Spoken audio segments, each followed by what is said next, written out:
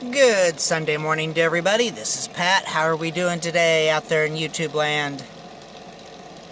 Not a whole heck of a lot has happened since last weekend. And that's because I've got a full-time job during the week, plus my almost 4-hour commute to and from. Well, that's 2 hours there, 2 hours back, so I don't think it's 4 hours one way, because that would really suck. But that doesn't leave me a whole lot of time to do much else. So, like I said, not a whole lot has happened. Still thinking about options and stuff, so I still got that going on in my head. Not for sure how I'm going to handle it, or what am I going to do yet. Like I said, by the time I think I make a decision one way, I sit down and start thinking about it and say, is this really the best outcome? So, I'll figure something out soon, people. I promise. But let's talk about the pod for a while. Okay, I've had the MyPod for almost 2 years. This coming May will be 2 years, so a few more months from now. It has performed really well. I haven't had anything what I'm going to call major problems, even though I did have to replace the TV and the electrical box or the circuit box and the power and all that. That wasn't due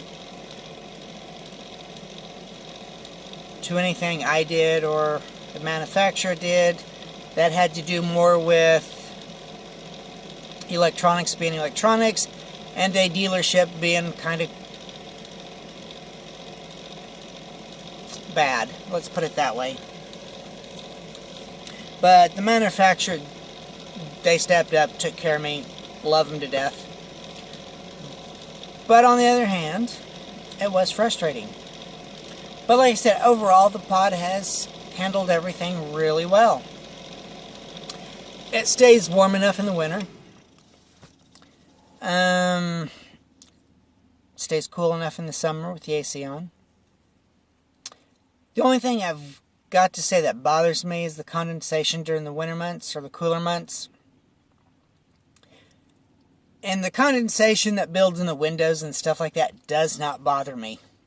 It's the condensation that comes up through the floor and gets underneath the mattress that bothers me, because if you don't check on it every once in a while, it just builds up. Then pretty soon you'll have mold, mildew, and other major problems. So that's the only thing that really bothers me about the pod.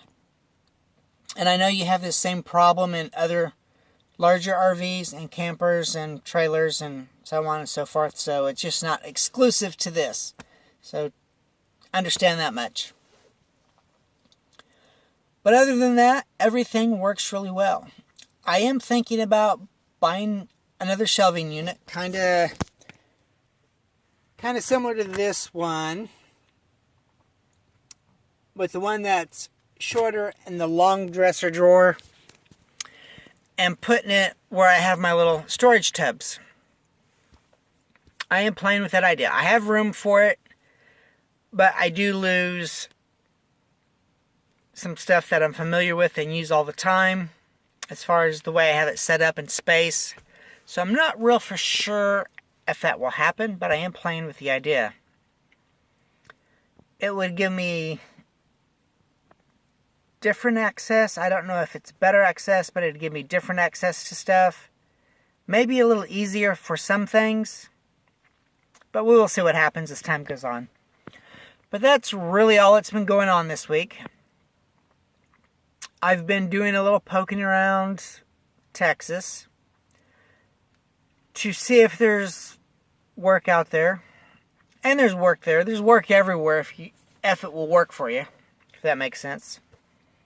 So I'm just trying to get the idea of what I can do out there, what it pays, is it feasible to be there from the drive from my property if I decide to stay on my property and drive to and from work. You know, I'm playing that game right now in my head because I want to make sure that's going to work before I jump again.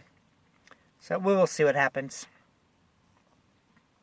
other than that, I'm going to call this a video because not a whole lot's been going on this week. So everybody stay safe out there, and I will talk to you again next week. Bye-bye.